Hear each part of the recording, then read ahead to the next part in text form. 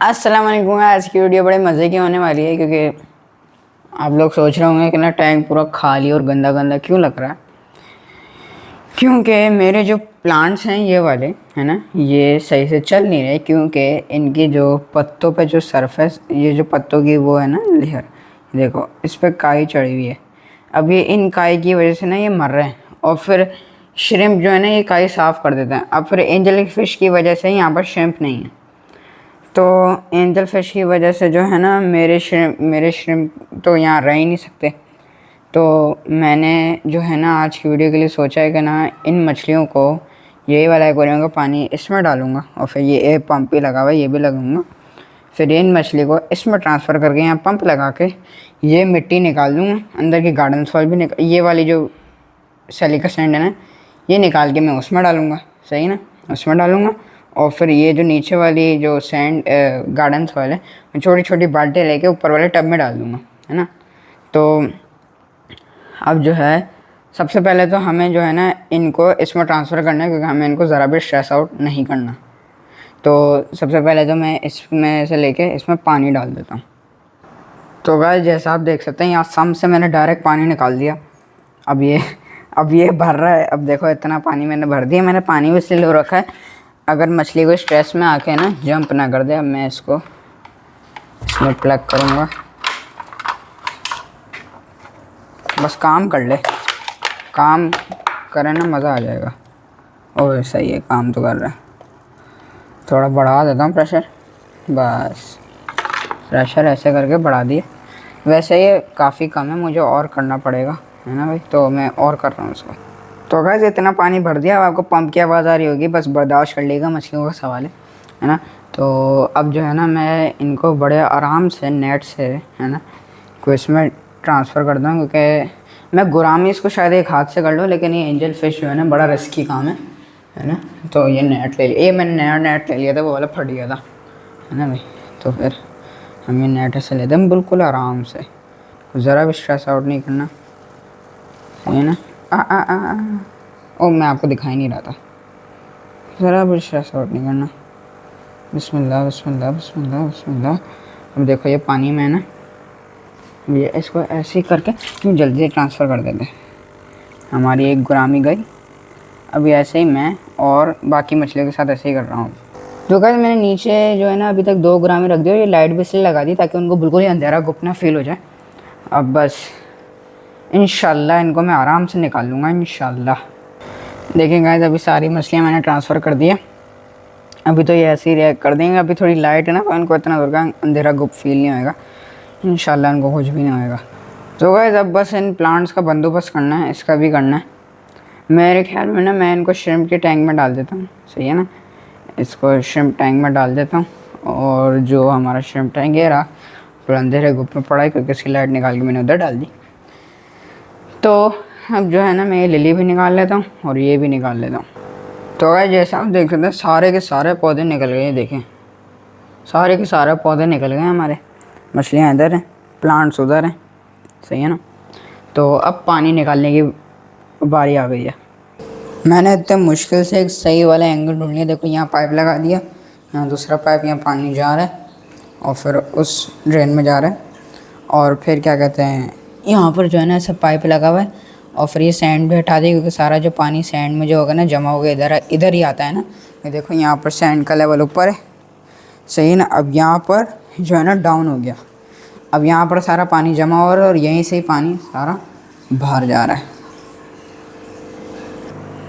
या अल्लाह, मैंने अपने एक्वेरियम में ऐसे देखे हुए बहुत अरसा हो गया, बहुत ही अरसा हो गया है। देखो सैंड को मैं यूँ हाथ लगा सकता हूँ, इतना टाइम हो गया भाई ऐसे करे हुए।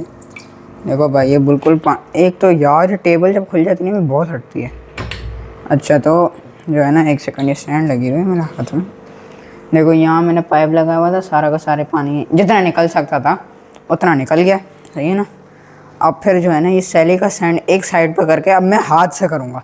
एक बार मैंने अपने 3 फुट वाले एक्वेरियम में एक प्लास्टिक का शवल था उससे करा था, पूरा का पूरा स्क्रैचेस पड़ गया था। अब ये 4 फुट वाला बड़ा प्रोजेक्ट है तो मैं इसको अपने हाथों से करूँगा, सही है ना। तो अब जो है ना मैं हाथों से एक साइड इसको करता हूँ फिर वो सैलिका निकाल के उसमें डाल देता हूँ। सही है ना। तो गाइस एक अलग अलग सही मसला हो गया। वो ये टब जो था ना लीक होने लग गया था। मैंने कहा कमरे पर ना लीक हो, है ना। तो कमरे पर ना लीक हो तो मैंने वॉशरूम में रख दिया ऐसे काउंटर पर। नाइस। तो अब जो है ना ये एक्वेरियम में वैसा लग रहा है। देखो भाई थैली ये रही, फिर इसमें मैं सैंड भर रहा हूँ और इधर डाल रहा हूँ। तो भाई जिस चीज़ का डर था वही हो गया। हमारे यहाँ पर एक गुरामी ने जंप मार दी। जंप मारी, इधर पड़ी हुई थी, तड़प तड़प के मर गई। देखो भाई एक ही अकेली पड़ी। यार इसी चीज़ का डर था कि नहीं मर ना जाए कोई सी भी मछली। अब कोई और से अब इसके लिए एक और लानी पड़ेगी। चलो अब मैं आप लोगों को एक्वेरियम का लुक दिखा दूँ। देखो भाई बस अब गार्डन से निकाली हूँ, बस ये थोड़ी बहुत रहती है। मगरे का भी टाइम हो गया, फिर ये बाल्टी इतनी भर गई है। या अल्लाह भाई बहुत मेहनत लगी है। देखो शीशा कितना ज़ोर का गंदा हो गया है ना। पानी थोड़ा सा बचा है, मैं पानी मारूंगा शीशे पे, फिर सारा पानी वापस निकालूंगा। सही है। या अल्लाह गाइस कमर टूट गई मेरी। देखो भाई सारा पानी निकाल दिया ना भाई। एक छोटी मोटी सी मिट्टी रह गई जो हमारा सन फिल्टर साफ़ कर लेगा इंशाल्लाह। तो अब पानी भरते हैं, फिर अपनी मछलियाँ रिलीज़ करते हैं। तो अब लोग कैसी आ रही है। देखो भाई पानी ऐसे गिर रहा है यहाँ पर, अच्छा खासा फ्लो भी बन रहा है। मैंने पंखा तेज़ कर लिया, एक तो मुझे पसीना आ रहा है और मेरी कमर जो है ना यूँ हो गई, ये 2 हिस्सों में हो गई, टूट गया हूँ मैं। तो अब जो है ना अब हम फिशेज़ ऐड करेंगे। सही ना, बिल्कुल प्रिस्टीन लुक आ रही है, इतनी प्यारी लुक आ रही है ना भाई। अब फिर फिशेज़ का भी अपडेट दे देता हूँ। एक हमारी गुरामी तो मर गई। देखें भाई ये प्लांट्स मैंने इसलिए डाल दिए थे कवरेज के लिए। तो अब मैं इनको टैंक में शिफ्ट कर देता हूँ। सही है ना। तो गाइस अपनी सारी एंजल को मैंने एक्लेमेशन पे लगा दिया था। मुझे लगा कि ना टेम्परेचर सेम होगा, लेकिन मैंने अपनी गुरामी को पहले से ही डाल चुका था। मैंने कहा एक तो मर चुकी है, दूसरी वो चली गई, था बड़ा मसला नहीं है। तो मैंने कहा एंजल पे रिस्क नहीं लेते तो एक्लेमेशन के लिए लगा देते। तो ऐसे 2 इनको ऐसे डाल दी, इसको ऐसे डाल दी, इसको ऐसे डाल दी। सही है। जब मैं रिलीज़ करता हूँ फिर वापस दिखाऊंगा। तो गाइस अब रिलीज़ करने का टाइम आ गया। सबसे पहले हम वाइट वाली को कर देते हैं।